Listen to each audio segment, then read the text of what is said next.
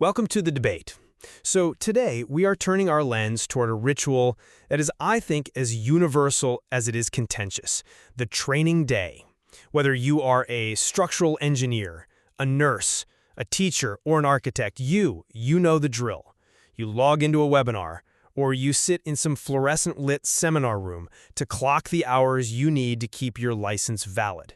But we have to ask, is this engine of professional development actually driving economic adaptation and public safety, or is it, as the data might suggest, just a massive bureaucratic box-checking exercise?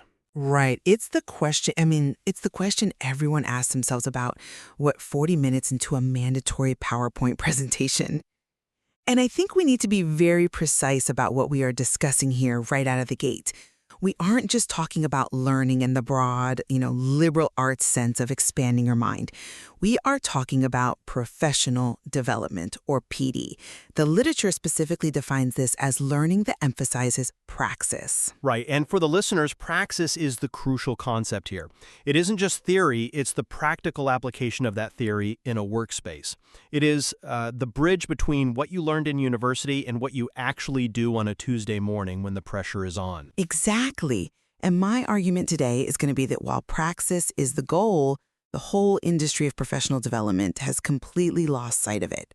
I'll be arguing that we have commodified learning into units and credits, and the evidence, specifically systematic reviews, suggests this model is largely ineffective at actually improving how people do their jobs.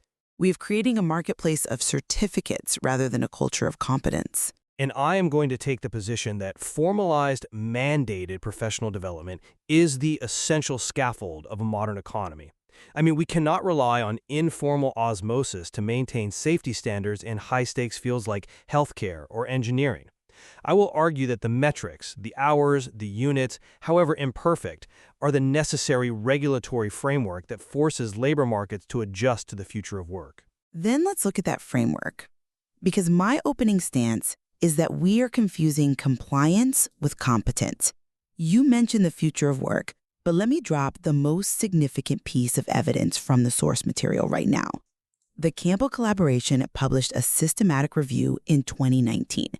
They looked at the entire landscape of continuing professional development to see if it actually changed outcomes. And it is a controversial review, to be sure. It's a damning review.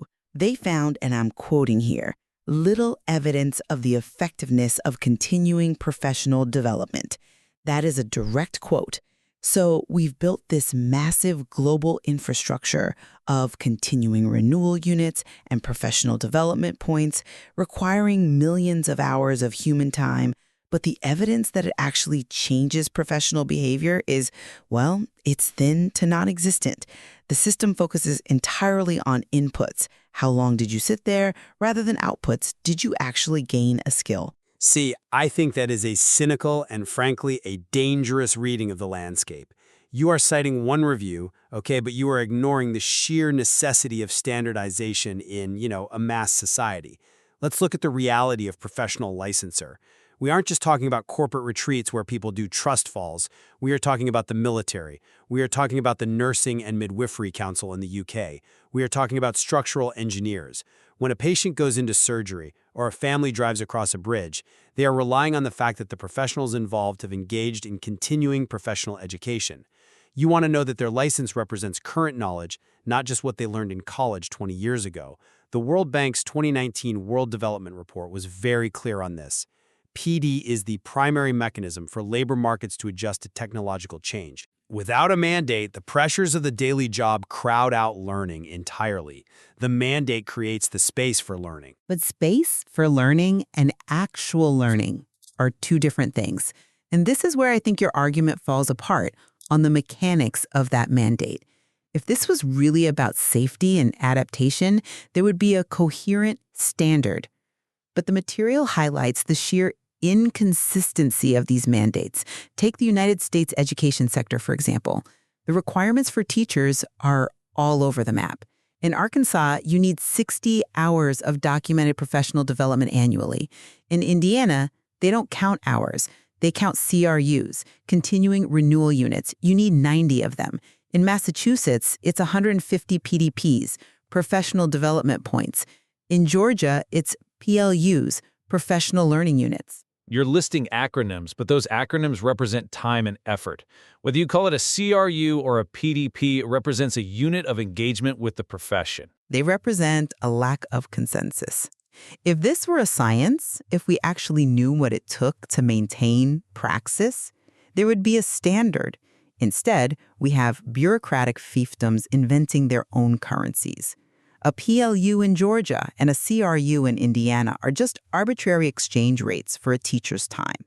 It turns lifelong learning into a game of alphabet soup, where the goal is to collect the points, not to master the craft. I disagree that variation implies arbitrariness. Different jurisdictions have different needs and different ways of tracking engagement. But I want to address your claim that this is just a game. You're ignoring a fundamental distinction in the literature between IPD and CPD. Okay, break that down for us. IPD is Initial Professional Development. That is what you do to get your license to become an autonomous professional, as the Institute of Structural Engineers would put it. That has a finish line. You do the work, you pass the test, you get the stamp. But CPD, Continuing Professional Development, is maintenance. And maintenance never ends. You don't brush your teeth once and say, well, I've achieved dental hygiene. Professional knowledge decays.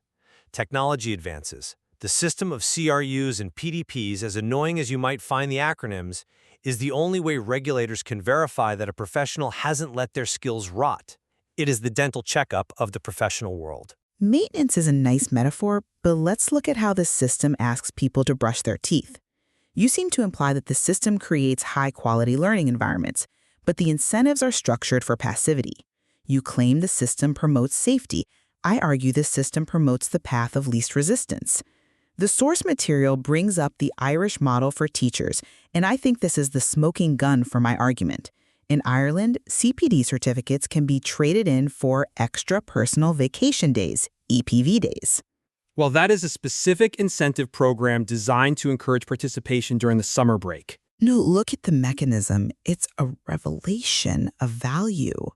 When the system literally treats learning as a currency to buy time off work, it undermines the intrinsic value of the skill. It becomes a transaction. I will suffer through this course provided by the Actualize Academy so I can get a day at the beach. If I am a rational actor, am I going to choose a difficult, rigorous course that challenges my worldview? No. I am going to choose the easiest, fastest way to get my certificate and my vacation day. The structure you defend actively discourages deep learning because it rewards the certificate, not the competence. I think you are cherry-picking one incentive scheme to dismiss a global infrastructure. Let's actually look at the quality argument, because you are assuming that PD is just passive listening or easy credits. The source material explicitly defines ideal professional education as intensive and collaborative. It doesn't just say, go watch a video. It talks about the case study method. This isn't passive. You put the professional in the role of a decision maker facing a complex problem, maybe a structural failure or a medical triage situation, and they have to work through it. It talks about lesson study, which is a profound practice where teachers systematically examine each other's teaching to solve practical dilemmas. It talks about reflective supervision, which is critical in social work and nursing, to process the emotional and technical burden of the job. Those methods sound fantastic. I love the case study method. But let's be real. How many of the 150 PDPs in Massachusetts are gained through lesson study versus sitting in a large auditorium listening to a keynote speaker? That brings me to the agency of the professional. The framework for deep learning exists. These methodologies, reflective supervision, lesson study, are valid ways to earn these credits. If a structural engineer chooses to fill their required hours with passive webinars, well, that is a failure of the individual, isn't it? Not the concept of PD. The system offers the tools for praxis. It is up to the practitioner to pick them up. That is an incredibly convenient argument. The system is perfect. The users are just using it wrong. But does the system accredit based on that quality? This brings us to the regulatory necessity you mentioned. You talked about the Nursing and Midwifery Council and the various institutes. We have these bodies, the CPD Standards Office, the CPD Certification Service. They exist to quality assure the content. But I challenge the idea that this oversight equals effectiveness. The Campbell Collaboration Review didn't say CPD is ineffective unless it's accredited. It found little evidence of effectiveness, full stop. But what is the alternative? No oversight? The alternative is realizing that the bureaucracy that stamps approved on a training course is often just checking for administrative compliance. Did you list the learning objectives?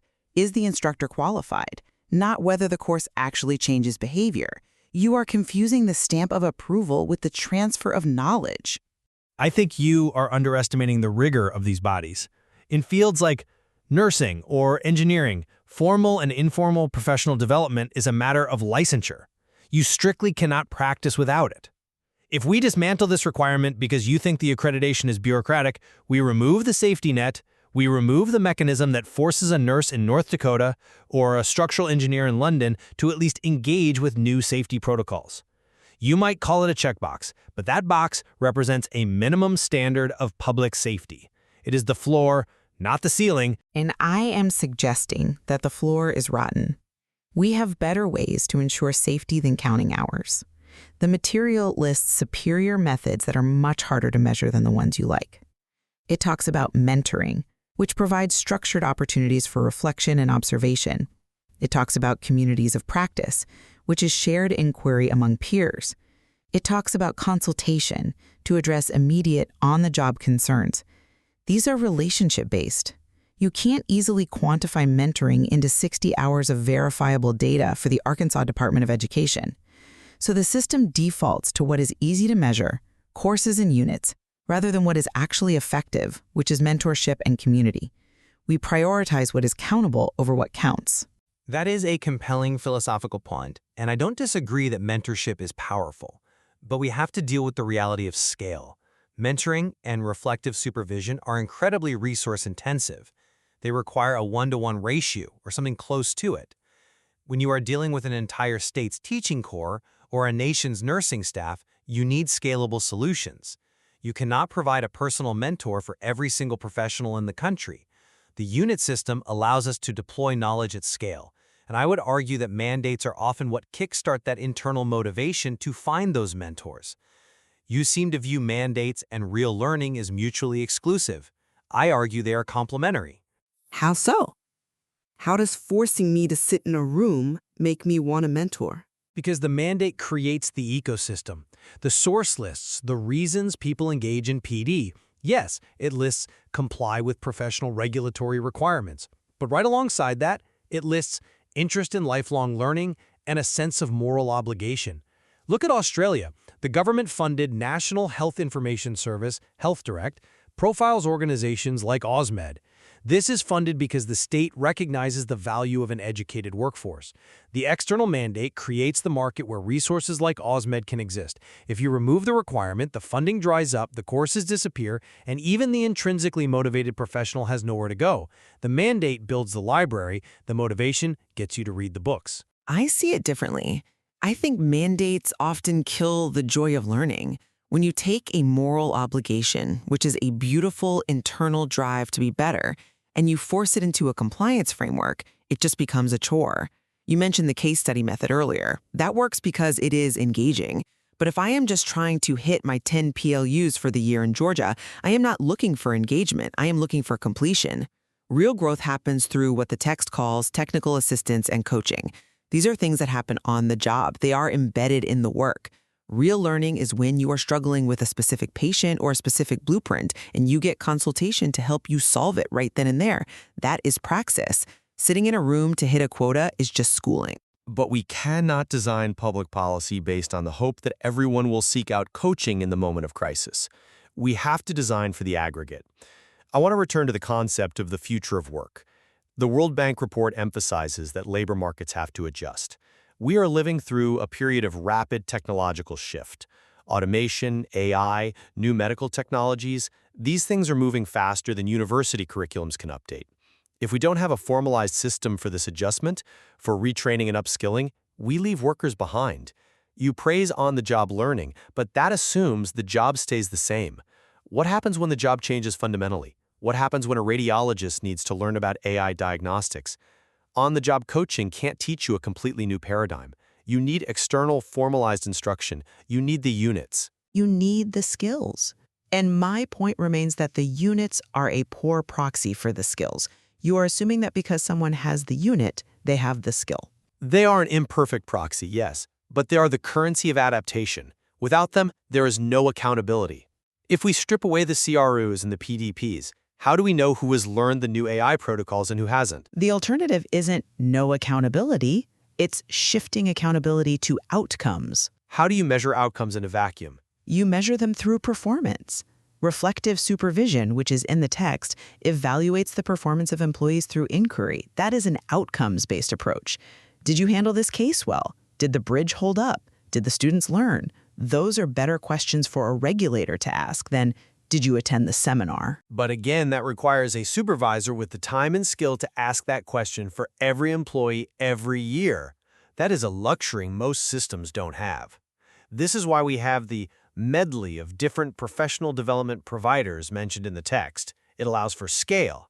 And frankly, I think you are selling the professional short. Most people do not want to be incompetent. They use these hours, these CRUs and PDPs to genuinely try to improve. The structure provides the pathway. I doubt the intent of the professionals. I think most people want to be great at their jobs. I doubt the efficacy of the pathway we force them onto. When the Campbell collaboration says there is little evidence of effectiveness, we have to listen. We are pouring time and money into a bucket with a hole in it. And I would argue the bucket is better than having no water at all. But we could just fix the bucket. That's my point. We could move toward those mentorship models if we stopped spending all our resources on the alphabet soup of credit tracking. I think we have reached the core of our disagreement here. It comes down to whether you believe a flawed system is better than no system. To summarize my position, while the system of professional development is not perfect, the structure of IPD and CPD is the essential scaffold that holds up professional standards in modern society. We cannot abandon the requirement for nurses, engineers, and teachers to verify their learning just because the metrics like hours and points are imperfect. The moral obligation to be competent requires a regulatory framework to ensure it happens, and that framework is the only thing allowing the labor market to adapt to the future. And I maintain that we are confusing the map with the territory. We need to move away from counting hours, whether they are CRUs, PDPs, or PLUs, and toward the collaborative, reflective practices like mentoring and lesson study that actually change behavior.